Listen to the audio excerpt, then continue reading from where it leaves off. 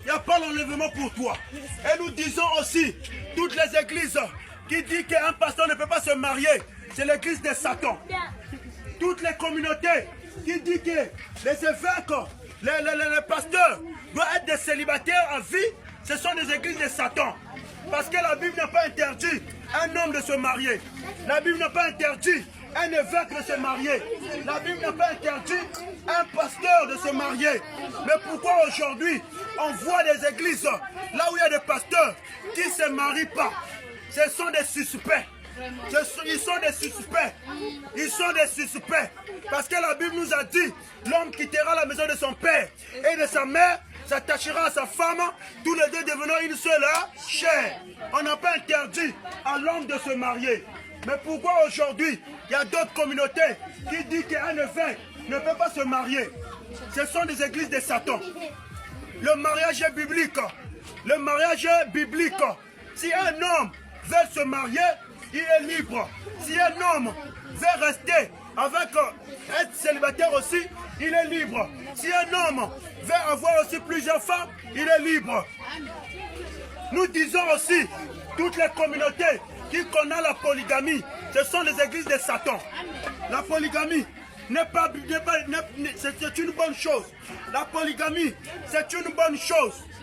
La polygamie n'est pas condamnable avec les Écritures. Tous les pasteurs qui connaissent la polygamie, ce sont les envoyés de Satan. La polygamie, c'est une bonne chose. La polygamie, c'est une bonne chose.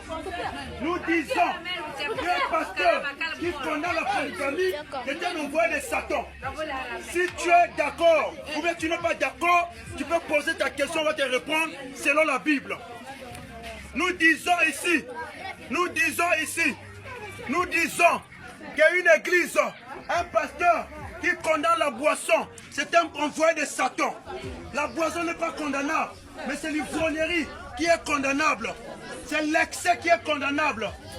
C'est l'excès qui est condamnable. Tous les pasteurs qui condamnent l'alcool, ce sont des envoyés de Satan. Nous disons, la boisson n'est pas un péché. Un chrétien qui boit ne pêche pas. Un chrétien qui boit la boisson ne pêche pas. Mais toutes les personnes qui sont dans l'ivrognerie, c'est ça que nous condamnons. C'est pour ça que vous voyez des pasteurs aujourd'hui. Ils sont là. On vous dit dans les églises que la boisson est péché. La boisson est péché. Mais lui-même, le pasteur, un ivrogne dans sa maison, il boit. Dans sa maison, il consomme. Mais devant les fidèles, que la boisson est péché. Devant les fidèles, que la boisson est péché. Mais à la maison, lui-même le pasteur regarde dans son poubelle les cartons des barons de Madrid. Dans sa poubelle, les bouteilles de Ngoko. Mais à l'église, il vous ment. La boisson est péché. La boisson est péché. Nous disons, il n'y a pas une écriture dans la Bible qui condamne la boisson. Un chrétien qui boit la boisson ne pêche pas. Si tu n'es pas d'accord, tu peux poser ta question. Nous disons, la polygamie n'est pas un péché. Ma soeur, il y a une question posée. Viens, ma soeur, viens poser ta question. Il ne faut pas avoir peur. On va écouter la question de la soeur. Elle est étonnée quand on est en train de dire. Papa, oui. Quelle église nous ressemble? Pardon? Quelle église nous ressemble? Quelle église? L'église de Jésus-Christ. L'église de Jésus-Christ. Voilà. L'église nous ressemble que l'église de Jésus-Christ. L'église là où je prie, c'est l'église de Jésus-Christ. Parce que la Bible dit que nous sommes le corps de Christ. Or, le corps là a un nom. Et le nom, c'est Jésus-Christ. Donc, nous sommes l'église de Jésus-Christ. Nous marchons avec Jésus-Christ. Et Jésus-Christ, en question, lui-même, il buvait le vin. Maintenant, pose votre question. On va vous écouter. Ah, gloire à Dieu. Donc la sœur n'est pas venue nous condamner, mais la sœur est venue affirmer ce qu'on est en train de dire. On acclame pour Jésus, acclamons pour le roi des rois, acclamons pour le Seigneur. Elle a dit que son mari, c'est ce que son mari prêche aussi.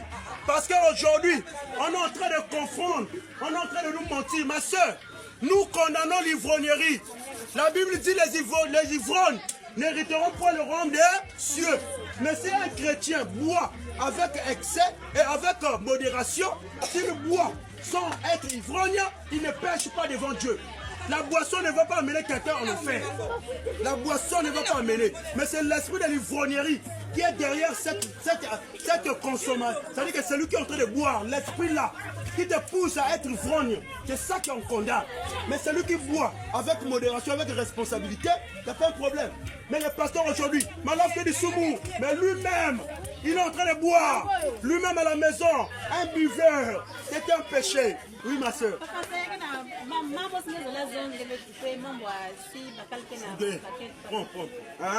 Si Bakala, la soeur vient pour la polygamie. Amen.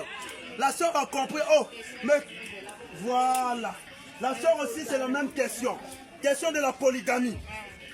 Ah, vraiment là, c'est compliqué. Amen. Hein? On acclame d'abord pour Jésus.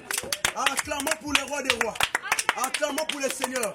Question de la polygamie. La soeur est venue poser une question sur la polygamie. On va prendre le livre de Exode. Question de la polygamie.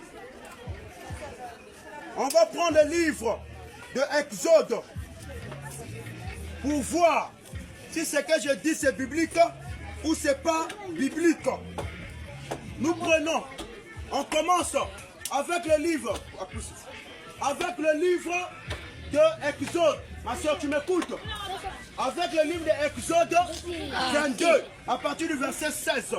Ici, c'est Dieu qui donne la loi à Moïse. Parce qu'avant que la loi puisse arriver, chaque personne se mariait à sa manière. Abraham a pris Sarai, qui était même sa sœur, à sa manière. Il n'y avait pas une loi qui avait dit que c'est comme ça qu'une personne doit prendre une femme. C'est comme ça qu'une personne doit prendre une femme. Laissez les bruits. C'est comme ça qu'une personne doit prendre une femme. Donc Abraham, il a pris sa femme à sa manière. Isaac, il a pris sa femme à sa manière. Il n'y avait pas une loi. Joseph s'est marié avec sa femme en Égypte à sa manière. Il n'y avait pas une loi. Mais quand Dieu a envoyé Moïse, qui était un prophète, Dieu envoie maintenant la loi à Moïse, que tous les gens doivent suivre. Il envoie la loi que toutes les personnes doivent suivre. C'est là où Dieu donne maintenant la loi à Moïse. Il dit dans le livre que Exode 22, le verset 16, il dit ceci. Si un homme séduit une vierge qui n'est point fiancée, non, pas Exode le verset, j'ai confondu,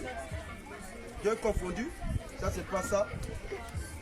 Je vais prendre un verset, oui, coupe d'abord.